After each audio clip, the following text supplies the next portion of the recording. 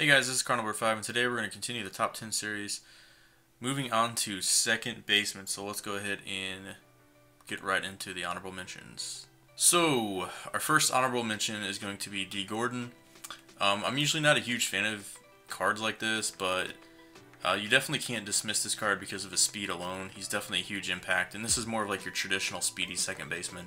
If he gets on, he can make a huge difference. He comes with solid contact, pretty much no power. Really, you just want to find a way to get onto this card, kind of just slap the ball the opposite way, maybe use some contact swing, try to work your way, get a blue pit. He can also bunt as well. Not a lot of cards can even bunt. So, not top 10, but definitely an honorable mention. Next honorable mention is going to be DJ LeMahieu. Now, I will say right off the bat, I really am not a huge fan of cards like this. If you look at his attributes, everything is, looks pretty good. And in real life, he's a good player. I know he's not hitting quite as well as he did last year. But I just personally am not a huge fan of cards like this. If I'm going to have a lot of contact, I want some speed to go along with it. And he doesn't really have speed. He has good fielding and good contact, and that's really it. Really, the only reason I'm putting him as an honorable mention is just because of his attributes are very, very good for a silver. But personally, I do not care to use cards like this. It's basically just a lot of weak flyouts or, weak lineouts. It just doesn't have the power for me. Another honorable mention is going to be Hernandez. I had to include him as an honorable mention because of his versatility. He's a switch hitter. Right now he has 99 contact for lefties. Again, he doesn't have a ton of power, but he has good contact for both sides, especially versus lefties. Good fielding and above average speed. So just a solid overall versatile card. Another card I had to throw in there just because it had so much power. Today, for instance, this is Jed Jerko, by the way. Has 99 power. He's actually a third baseman, but right now the game still has him at second base, and he's still a bronze. But like today, he has 99 power. So he hits righties really, really well. Hits lefties kind of so-so. I guess this is kind of like a poor man's Dozier with inverse splits. Doesn't have the greatest plate vision. Hits lefties, like I said, so-so, and doesn't have much fielding or speed, but he can hit righties, and that's really the most important thing. So he at least gets an honorable mention. And you're going to be seeing this card a lot on this list. Unfortunately, the live series did not make the top 10, and I went ahead and chose to split up all of these cards because there's 3 Kinslers right now, and they're all dramatically different. This one does deserve at least an honorable mention, though. It has solid contact, a little bit of pop, with good vision, good fielding, so-so speed, just an overall solid card. And honestly, this is very borderline top 10. This card probably ranks 11th. And our last honorable mention is going to be Jason Kipnis. Not like a super sexy card. Has okay fielding, above average speed. Hits righties okay. Has a little bit of pop versus righties. You can see he does have the inside edge advantage. As far as quirks, he doesn't have any quirks. But like you can see today, he has 81 power.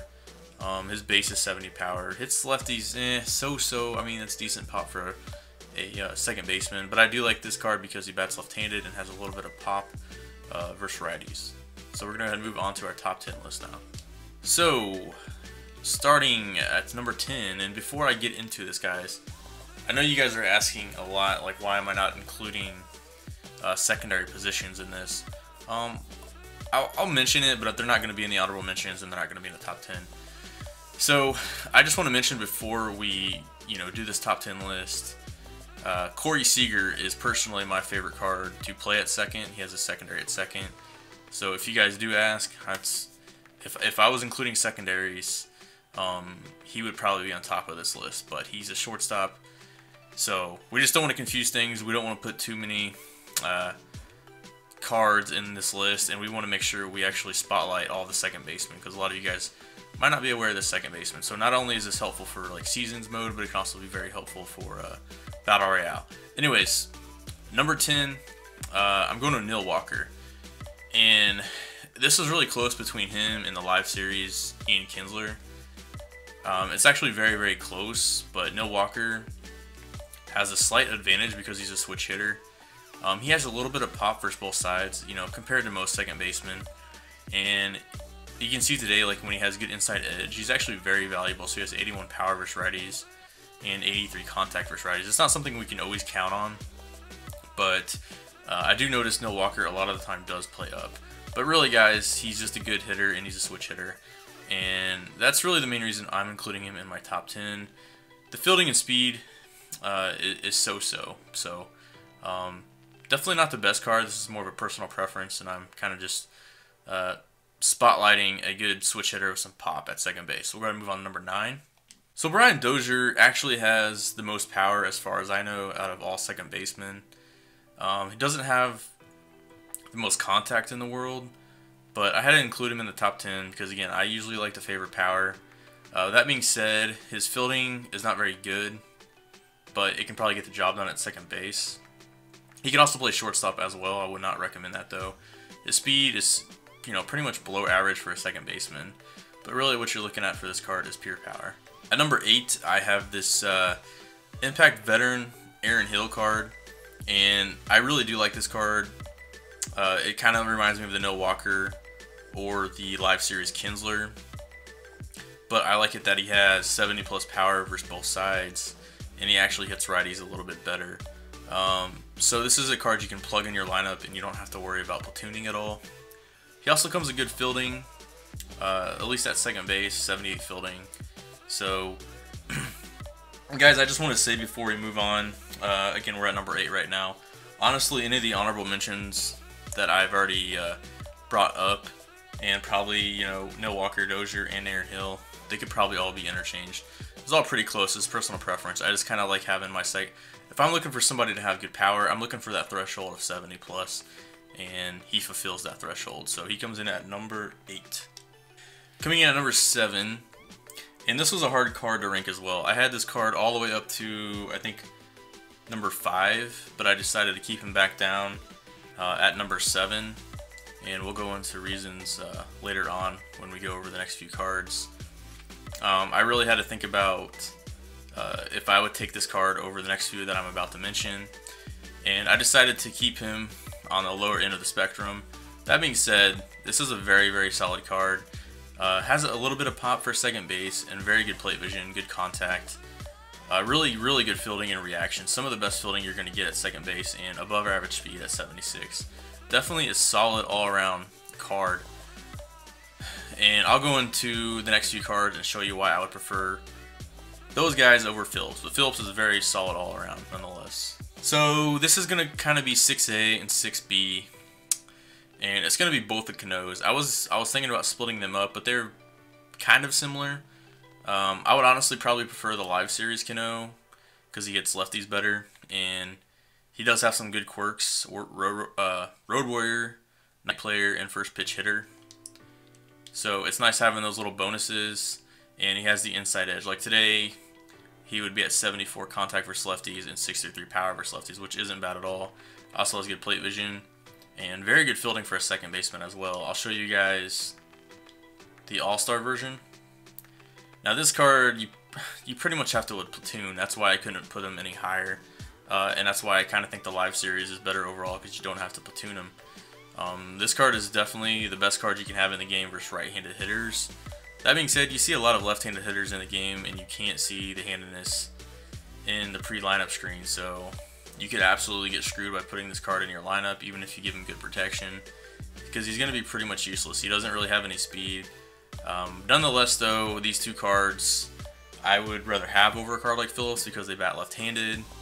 I really like Cano's swing, and again, I really like that power, even though this particular version doesn't hit lefties well. That's why I would give the slight edge. I would probably give the All-Star Cano 6B, and I would give the Live Series 6A. Next on our list is going to be Altuve, who's, I think, technically the highest rated. No, he's not the highest rated second baseman, but he's up there. And some of you are probably wondering why he's not ranked higher. Again, I had this card anywhere from, I think, 3rd all the way as low as 7th. I decided to go ahead and put him at 5th. And I really thought about putting Brandon Phillips over this card because they have very, very similar hitting attributes. Brandon Phillips actually has a little bit more power versus righties, but you can see Altuve usually has some sort of inside edge, so he usually plays up a little bit. And like today, it's almost even, Altuve power-wise. Altuve actually has a little bit more contact. Today, he had maxed out contact. Altuve actually has a little bit more plate vision as well. The one thing that put Altuve over the top of Phillips is he kind of has some of those traditional second base skills, such as speed and base stealing, and he also has good fielding and reaction. Brandon Phillips also had that as well. I will say the reason that this card is not any higher is because I don't particularly like his stance. I've been using him a little bit on Teeps' account. I'm getting kind of used to him, but it's still really awkward to use this card in the strike zone camera.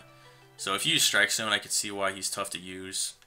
But really, that was what's holding this card back, is its height. I just don't, I mean, I hit okay with him, but honestly, if he wasn't so short, he'd probably be ranked a little higher. So he'd also, let's go over his quirks too. He has unfazed and dead red, and that was kind of a few more reasons why I put him just a notch over the Phillips and the Cano. I think he's a better overall well-rounded second baseman than the previous two. And number 4 on our list, I went ahead and went with this Impact veteran Kinsler that you can only obtain by daily missions. Again, all the Kinslers I think are somewhat different, and I think they've at least deserved their own ranking slot. I was thinking about kind of just combining them into like an Alpha, Bravo, Charlie, but I didn't. I went ahead and gave them their own ranking. And the reason I put this card 4th ahead of like the Altuve is, again, I really like the power he has. 72 for 72 doesn't sound like much, but again, for second baseman, that's really solid. And I will say that I love this Kinsler swing. He kind of has that compact swing that it just feels like he has a quicker bat. Anyways, this card can just flat out hit, has good power, and actually, besides the Dozier, this card would rank 2nd for just balance with power wise. Like, you have the Cano and the Murphy and some other cards that have like 80 plus power versus one side, but this card has 72 power versus righties and 84 power versus lefties, which is some of the most balanced attributes you can get for second base. Also comes with good fielding, 86 fielding, 76 reaction, and 62 speed, which is probably like, you know, slightly below average. So I went ahead and put this card at number 4. Now, I will say for the top 3, I guess you can make an argument, but the top 3 I pretty much had in mind. I just didn't know in which order I would rank them. So coming in at number 3, I have Daniel Murphy. So I guess before we get into this, I could say 1 through 3 was kind of in a group of its own, while 4 through 7 was in another tier, and then really 8 through 10 plus the honorable mentions, you know, could all be interchanged really. So anyways, I have Daniel Murphy number 3, and this card can flat out hit. He usually plays up to where he has 99 contact, and you can see he has +8 in power versus righties today, so he would be 99 contact versus righties and 86 power versus righties, which is amazing. He can hold his own against lefties as well, with 78 contact and 64 power. Something also to point out, he has great vision. 91 vision is insane. And he also has some really, really good perks for a second baseman. He has unfazed, dead red, rally monkey, and situational hitter. So not many second basemen are going to have quirks like this. So, and he also can play first and third base for you as well. But really what you're getting out of this card is probably some of the most balanced and best hitting. He bats left-handed, so that's why I gave him the notch over the last Kinsler. And he just absolutely kills righties. Where you're going to take a hit is fielding and speed. That's kind of why I have the next 2 higher than him. But he can, if you're looking for pure hitting, Murphy is the card you want. So we're going to go ahead and move on to our next 2. Coming at number 2, I have the 97 overall Ian Kinsler. You get this card by completing the Rangers Team Epic. Now, I will say that I had Murphy at number 2, and then I really, really thought about it. And it just came down to the fact I play better with this card. I'm not really sure why. I would say that the Murphy has slightly better attributes. Again, I've always been a huge fan of Kinsler's swing. That's kind of why I've liked all 3 of these cards. So anyways, talking about this card, he's very balanced, but he actually hits righties better.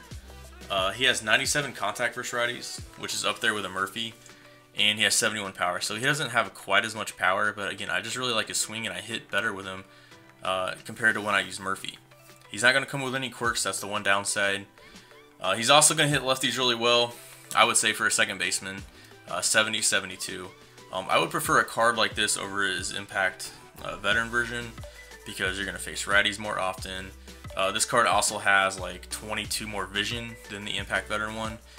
Again, this card, similar to Murphy, has 91 vision. So the hitting attributes are kind of similar to Murphy. I would give Murphy the overall edge. It's just slightly hitting if you're going by purely attributes, and the fact that he's left-handed. But I just hit better with this card. But really, I guess the one thing that kind of separated this card from Murphy, besides personal preference that I just hit better with him, is the fielding, reaction, speed, and stealing. So this is kind of a traditional second baseman. He has those skills where he can field well, and he can steal a bag here or there. So really like this card. It's a lot of fun to use, so I highly recommend it if you guys haven't tried this card yet. If you already have the Impact Veteran, I probably wouldn't bother. They are kind of similar. This one has inverse splits though, and the Impact Veteran has traditional splits. He just has a little bit less plate vision. So let's go ahead and move on to our number 1 second baseman. So I have the 99 Jackie Robinson. This card to me is better than it was last year. Last year it had more traditional splits, and I think it only had like 50 something power versus righties last year. So this card this year is very solid. He is still a 99, you know, just like last year, but 98-77 versus righties. You really can't ask for much more than that. That's better than the Kinsler. He also hits lefties really well, 97-61, and 99 plate vision. So your PCI is going to be huge at all times. This is going to enable you to power swing. So even though he only has 61 power versus lefties, you're still going to have, obviously, that opposite-handedness advantage, and you're going to have that 99 vision and 97 contact. You're still going to be able to power swing and hit the ball far. This card can also bunt if you're looking to do that. Bunting attributes actually matter a little bit this year, although I don't really highly recommend relying on bunting. But again, what really separates this card from everything else is he's completely balanced. He excels at almost everything, and you really have to look at his fielding, his reaction, his speed, and stealing. This card is basically like a juiced up Altuve, except he's taller, and I feel definitely a lot more comfortable hitting with this card. So I don't really know if you can make an argument that, I don't know, maybe that you guys prefer Cano or Murphy or one of the Kinslers over Jackie, but I really think he is by far the best second baseman in the game. He can also play first base for you if that is something that interests you guys. So anyways, hope you guys enjoy this top 10 list. Let me know what your guys' top 10 list would be. Thanks for watching the video. This is Carnal 5 signing out. Peace.